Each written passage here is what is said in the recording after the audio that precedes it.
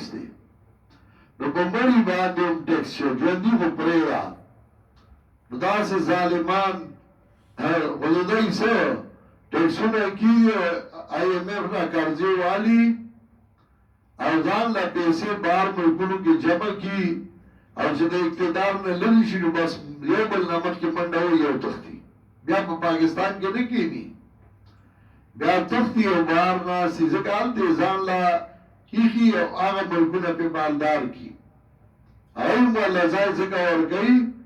چې سرمایه هغوی له اوسي هغوی پرې مالدار کړي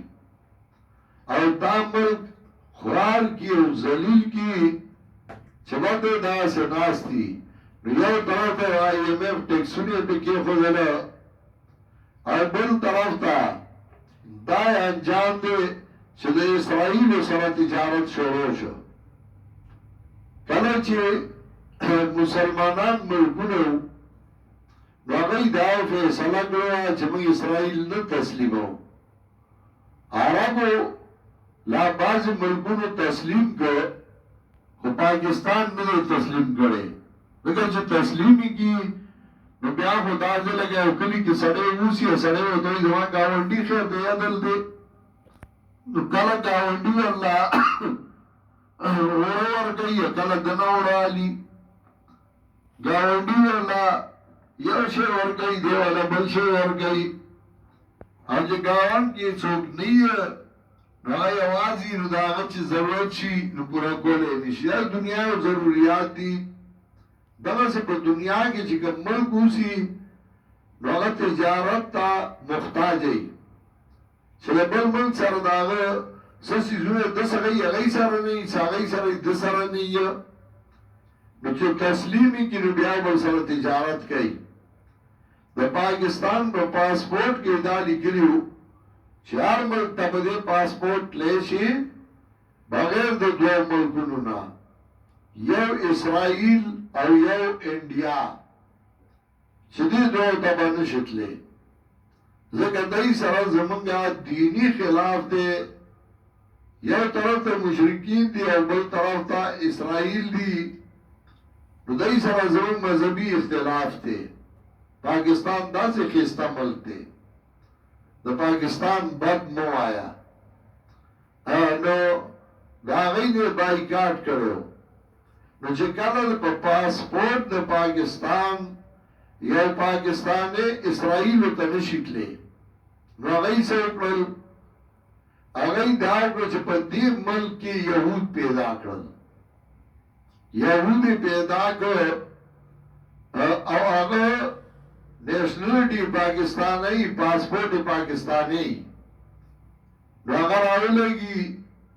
په هغه پاسپورټ چې سړی پې نشي تللی نو په هغه پاسپورټ باندې هغوی سره تجارت شروع کړي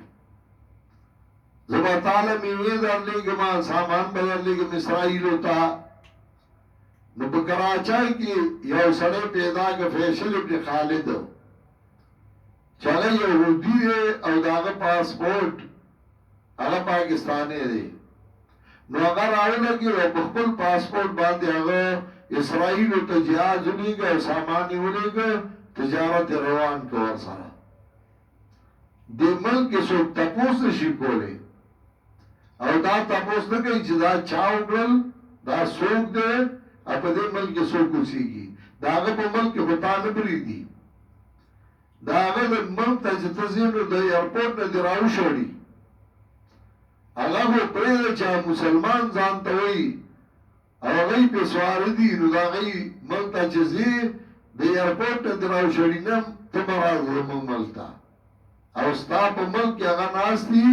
او د دې ملک د هغه تجارت کوي د اسرائیلو سره او څوک ورته غږ نه کوي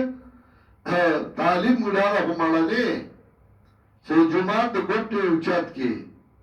هسې چل شوی ته چاله ډوډۍ ورکړې ته چاله چای ورکړه د سره په جومات کې دی راو او د دغې تپوس بیا نه کوي چې هغه د پاکستان دشمن ملک سره تجارت د پاکستان په پاسپورټ کوي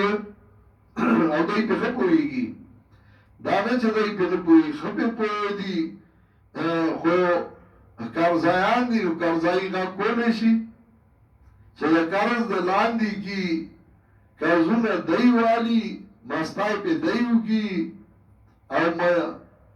کمزوری په خپل قوم او مسلمان کی هغه ورته زما ټیکس حاجت نشته قال ما مکنی فی ربی خیرون وی ذوالقرنین